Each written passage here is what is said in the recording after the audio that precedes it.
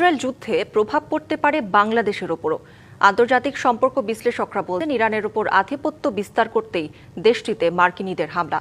তবে বাংলাদেশের এখন পরিস্থিতি পর্যবেক্ষণ করা ছাড়া তেমন কিছুই করার নেই বলেও মত তাদের।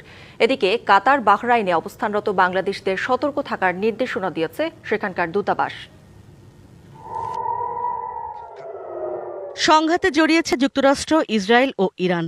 ইরানের রাজধানী তেহরান সহ বেশ কয়েকটি স্থানে সামরিক ও বেসামরিক প্রতিষ্ঠান লক্ষ্য করে হামলা চালিয়েছে দুই মিত্রশক্তি। যুদ্ধ ছড়িয়ে পড়ার শঙ্কা রয়েছে বাহরাইন, সংযুক্ত আরব আমিরাত, কুয়েত, কাতার, লেবানন ও সৌদি আরবেও। এরই মধ্যে এসব দেশেও হামলার ঘটনা ঘটেছে। আন্তর্জাতিক সম্পর্ক বিশ্লেষকরা বলছেন, তেল সমৃদ্ধ ইরানকে কুক্ষিগত করতেই এই হামলা। মার্কিন যুক্তরাষ্ট্রে ডোনাল্ড ট্রাম্প এখন সবচেয়ে খারাপ অবস্থায় আছে তার দেশে, এবং সেই জন্য সে সেখান থেকে দৃষ্টি ফেরানোর জন্য এবং আরো কিছুদিন যাতে টিকে থাকতে পারে সেই জন্য সে এই যুদ্ধ লাগানোর জন্য অস্থির হয়ে উঠেছে।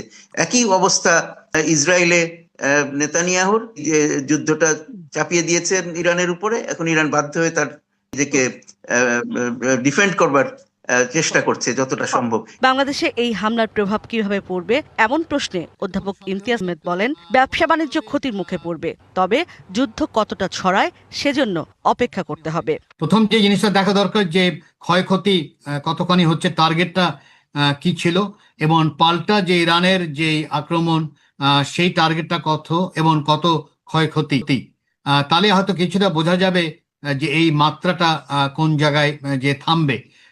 যদি বড় আকারেই যদি যুদ্ধ হয় তাহলে তো স্বাভাবিকভাবে সাপ্লাই লাইন ক্ষতি হবে। যদি বেড়ে যায় তাহলে তো একটা ইম্প্যাক্ট পড়বে, শুধু বাংলাদেশে না, একাধিক দেশের উপর ইম্প্যাক্ট পড়বে।